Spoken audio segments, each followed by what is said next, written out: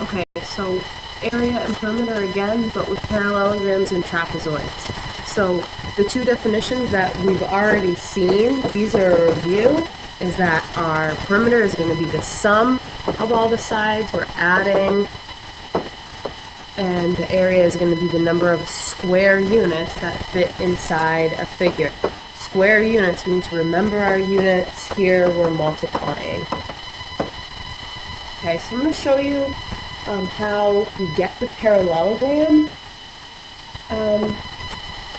for area. So here we're starting with a rectangle, and this isn't on your sheet. I just want you to watch. Rectangle, start with a rectangle. Okay, we can see that there's a part right here that is cut. It has a triangle, a right triangle right in this corner. This would give us our slanted side for our parallelogram. Okay, so if this disappears here, and we end up moving it, we just slide it over and move it, we now went and now we have a parallelogram with our opposite sides parallel. We've got two sides that are parallel, here and here, here and here. I just moved that triangle from right here to right here on the parallelogram. Okay, and it's not changing our base or our height. We didn't change the figure at all, which means that our height is now right here. Okay, so we're still talking about our area as being base times height. We're just changing this so that our height is now inside of our parallelogram. Okay, it's that side length similar to a rectangle. So on your sheet, this is what you have. You see this picture. I'm just going to change my thickness quickly.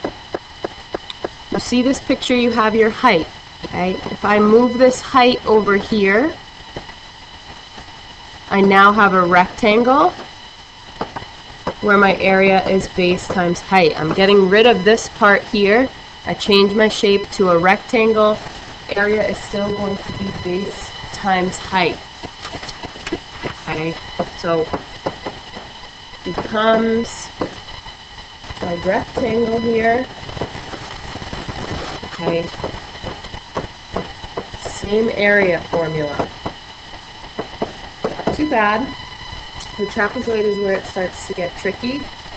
Okay, our trapezoid, by definition, has two bases that are parallel. And we're still using that base times height, but we have to include both bases for the area, which is how we get this formula right here. Now, a trapezoid is not only, it's a mix of our triangle with the 1/2 and the rectangle. It's kind of both of them together. It's got a rectangle here as well as the addition of this triangle as well. Okay, so we need to have both, which is why we get this hard one here. This one is tough. Okay, we'll be given the formulas,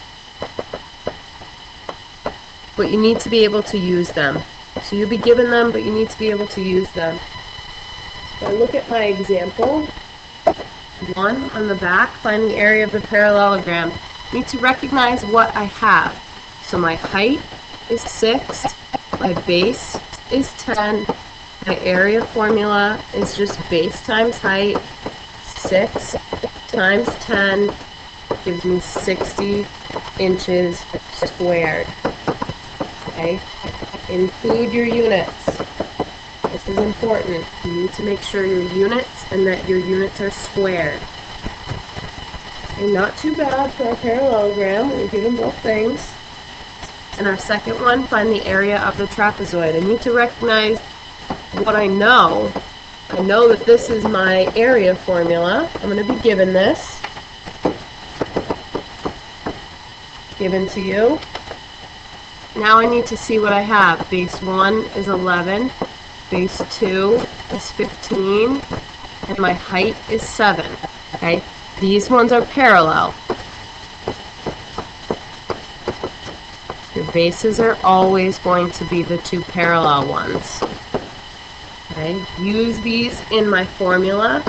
Area equals 1/2 11 plus 15 times 7. Okay.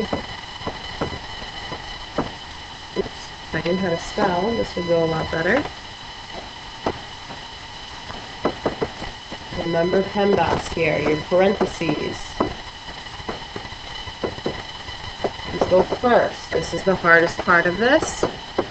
1/2 times 11 plus 15 gives me 26 times 7. Now I've got multiplication. I can kind of do what I want. I'm going to choose to do 26 times 7, which gives me 182, and then divide by 2, which gives me 91 meters squared. Units squared. Make sure you do this as well. Okay, so you have a couple problems to work through from here using those formulas for your parallelogram and your trapezoid.